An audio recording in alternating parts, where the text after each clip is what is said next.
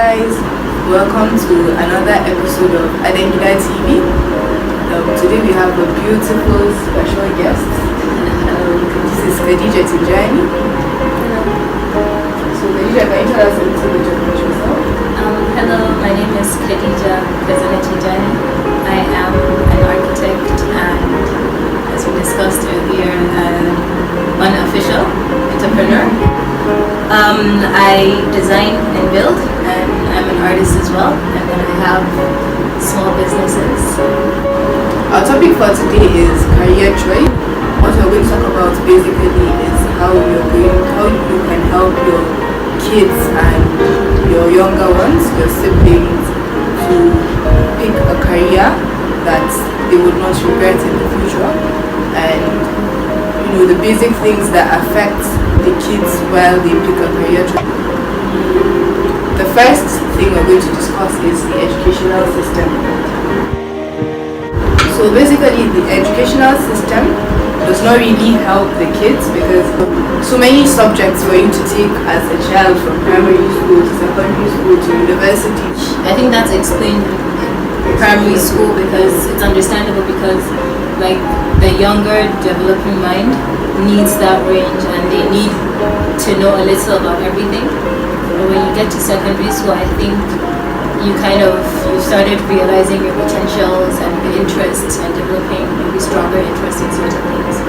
And I think by then we should have the options, or the classification be narrowed down to or the opportunity to start narrowing things down. What you want to do. And we kind of do, I think, after just for me, the school I went to. Most schools do science and maths, but those options are very rigid as well. They're very rigid, and even in art, maybe you want to be an artist, but then you have to take economy, geography, or history, just very random things that literature. I don't think a lot of thought has been put into these things, or consideration at all. I feel like in general the Nigerian educational system is very rigid and a bit inconsiderate. Exactly, and even when you get to university, you have to take certain courses that will not really help your course or your profession and everything.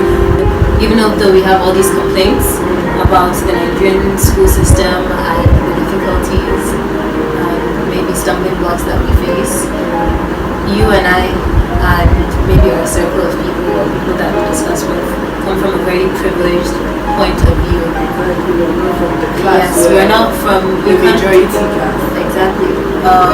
Well, I just think like we don't have the same experiences that people that went to public schools have, and our experiences are always from a very privileged, and even though they're still hard, but they're from a much more comfortable perspective than what the masses have to face with the general public, and a very large percentage of people have to face.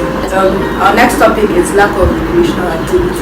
And just like to just maybe kind of extend the last point we just made, I feel like depending on your income in Nigeria and your lifestyle or comfort, some things hold more of a priority than others.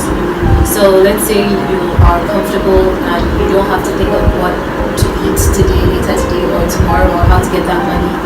You have more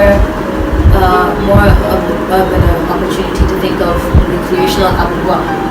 Then if your parents are comfortable and they have kind of an assurance of an income, an assured income, your life or your activities or whatever would be a lot more different to someone whose parents have to live day by day and have to provide on a daily basis.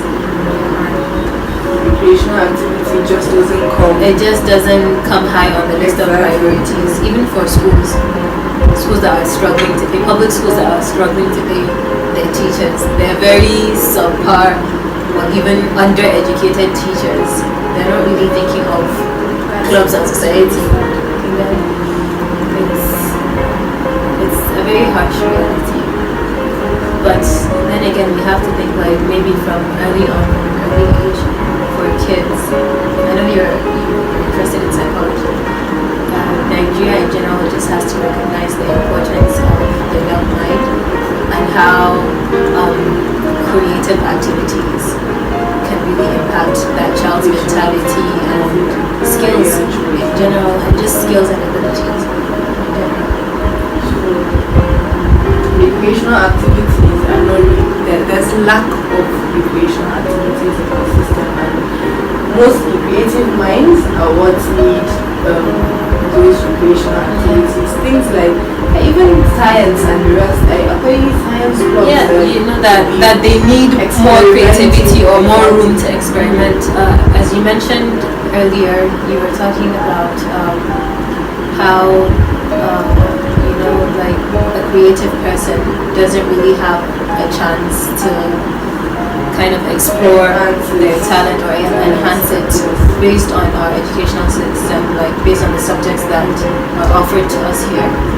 And how, what you said specifically was how a child's intelligence is usually measured by science, maths, and exactly. Yes, and those creative people may not be strong in those areas. Yes, but they don't really know that. A lot of people are classified, I think, it's just straightforward as by that, and they're automatically classified as dumb or unintelligent. Exactly. And meanwhile, they have their own strengths in elsewhere that they don't even know, they haven't even tapped into, because there's no opportunity for them to actually go into those things. And the people that are good in the maths and the science and the rest, if you look about to drawing board or canvases, they can't do anything. Yes. Because that is not where their strength is. I believe no child is dumb. Every kid is intelligent. You just have to find where his own strength is. So I just recently found out about, not recently, just a few years ago, but I was very grown when I found out about dyslexic people. And I just thought maybe there are a lot of kids in primary school that were laughed at and taunted for being dumb, and maybe they're probably just dyslexic. I have no idea. And parents don't know, and teachers get frustrated. And people like that need a special kind of attention. But all of us in Nigeria are put in a very rigid system where we're all of various shapes and colors, but we're all put into the same mold, and we're expected to come out the same. Yes. So I was just going to mention psychology, whether it is from the teachers. I feel like a lot of parents need counseling as well. Not just it's not about someone to tell you what to do with your child or how to give them attention. Like counseling, we mentioned earlier that if someone is sent to the school counselor, someone that's meant to be like your guidance counselor, but for us it's like when you're not, you need to be, instead of getting punished, you get sent to the counselor. Yes. And even when you're sent, usually she just scolds you. It's not meant to be a negative thing, She's meant to try and find the root of your anger and but you're sent there as a kind of punishment instead of someone that's meant to figure out what's wrong with you or just talk to you. And then it's not just to find the roots of your anger. She's supposed to also find out what your strengths are, and there shouldn't be just one counselor in the school. There should be at least 10 for each class. They need to be concentrated on assessing what are their strengths, and if the teachers cannot do that, then it should be the counselors. Definitely, I feel like you should have maybe an office of counselors where each one kind of concentrates on different things, because sometimes there are people that connect with people differently. So maybe you might not connect with 3 of the counselors, or they don't really know how to get through to you or interact with you or help you realize. Even counselors all have their own individual interests and personalities. So maybe one wouldn't connect with you with a child the way as well as another would connect to a different child or that same child rather. And I find that, look, I blame everything on this country and our leaders and the systems that have been set up for us. Because if you talk to your parents, your uncles, your grandfather, how this country was made for them and was set up for them is completely different to how it's run right now. The systems that were in place for them, the path that were laid out for them is completely different. You know, things were readily available. You have more of a chance to explore or a clearer vision. Because kids in KJ University and Kingama, you're going to do your NYSC, and the job they give you in your NYSC, they probably retain you, and then you get a car immediately, and then you have insurance, and then all you need to do is get married, and things were already made easier. But now you have to think, can I afford this? Will I get into this university? When do I start NYSC? Will I get a good pay? And the university might show so many hurdles, lecturer and students. Exactly. All these things That's another thing. Yes. And even in schools, even in like primary school, secondary school, radio station. Yes. There was a girl that this sidetracking that was raped by the daddy and like the school guard, two of the school guards or something like that. We just need to pay more attention. We need to place more priority on mental health. You know, we need to place more priority on psychology, the developing mind, and how to explore other things than just what are in the textbooks. You know, we don't have room for creativity, and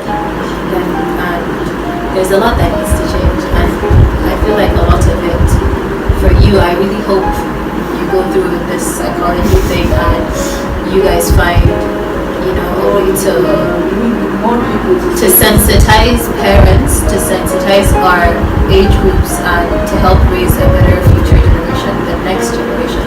If not, we really have to open this gate. Everything is going downhill. Whenever we feel like we've hit rock bottom, Nigeria digs deeper. Well, like there's more to go down. Exactly. And so, you know, this and the citizens are not. That leads to our next two topics: parents and society. So parents basically, we have to the educational system has failed us. They have to be the ones to identify the strengths in the kids. You need to buy books for the kid. If that kid is into creative things like drawing, you have more hands-on toys and colors and paints and canvas and all that for them to enhance their strengths.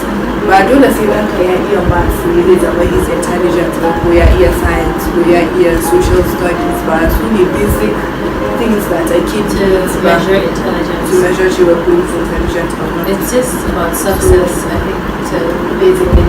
And a person can actually study engineering and his certificate will be lying in his cupboard doing nothing. And they're doing something else. They're taking up carpentry. But going back to parents, I feel like we have to consider the fact that on the list of priorities, again, going back to Nigeria, I'm blaming Nigeria. Parents have to provide a good private education for you because the government isn't doing that. The private education system is taking advantage of that and milking it. You know, you're pumping in, as a parent, you're pumping in a lot of money. You expect that school to be one kind of call it a brush glass atmosphere. You expect them to be doing everything for the amount of money they're paying. So you already put your confidence or your faith in them. And then parent, I think, kind of sends their child to a random school.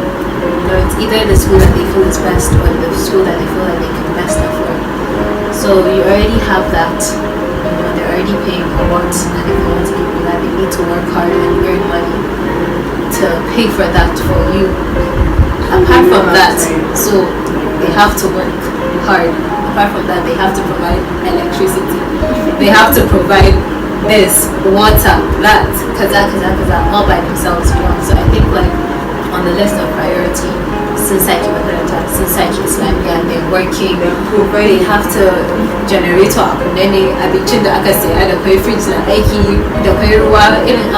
have so much on the list of priority on a day-to-day basis that they need to concentrate on. No parent really has the time sometimes.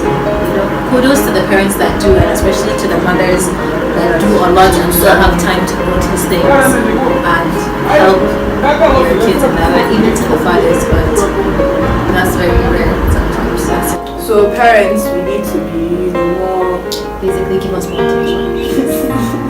let's get, especially the younger ones. Yes. Who are they've already grown up, so they already know what they want. We've already been Exactly. Exactly. So the younger ones, and the kids, they need to interact more.